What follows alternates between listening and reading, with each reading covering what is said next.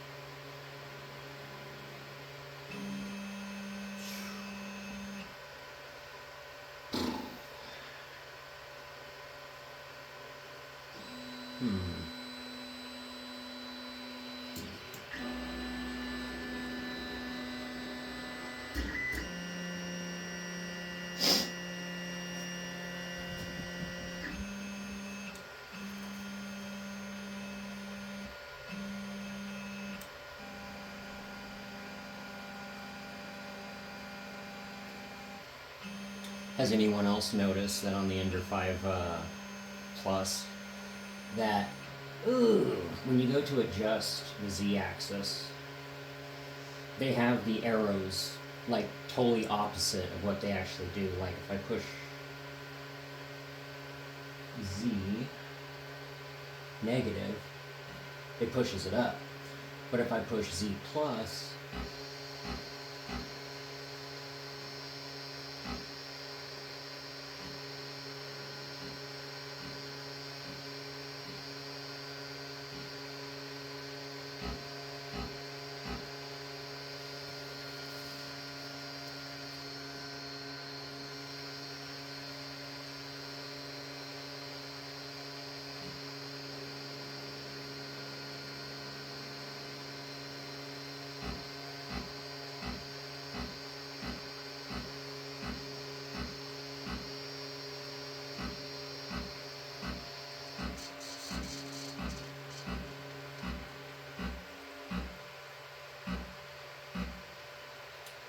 And that is the issue I usually have when I try to level this thing, is you would think that if the arrow is pointing up on the digital display, that the bed would move up. No, no, no, no, it's totally opposite. You actually hit the bottom. Here, I'll show you.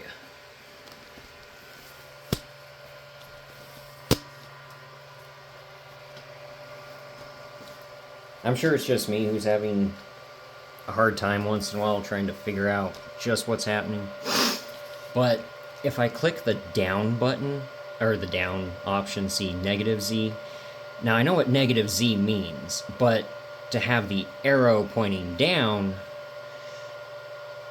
I'm not sure about that, because you got to click up right here. You have to click the up to bring the bed away. That, to me, that's just a little awkward. So push up to bring the bed away. Push down to bring the bed up, closer to the nozzle. So down is closer to nozzle, up is farther away. And I've almost completely crushed or destroyed, whatever you want to say, this trolley system up here, because when it's only doing it in 0.1 millimeter increments. I'm sure you can change that. I haven't dug into this too much, but I mean, that it is very challenging to see just 0.1 millimeter move until you start seeing this go up, and you're like, bending, warping, all that stuff. Yeah. So now that we have it, oh, and this damn bar, it's always in the way, but looks pretty good to me. Here, I'll do a final.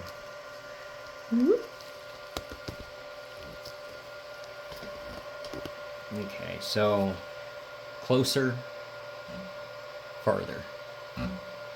Closer, farther for the bed to the nozzle.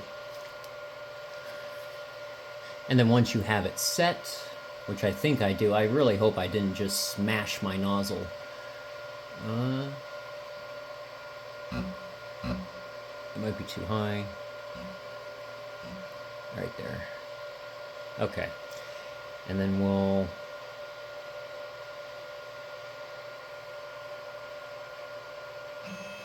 There we go. Click the home button so that way it saves that particular profile.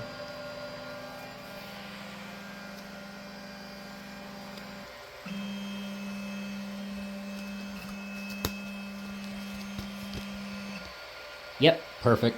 And now it is saved. Now, I can continue on what I was originally doing, and that is trying to get my shell pod to print. See, what happened was I switched to a stainless steel nozzle. Now, there's nothing wrong with a stainless steel nozzle, unless you are printing with good old PLA. And PLA does not require such a hot temperature such as the steel does. Where am I? There I am.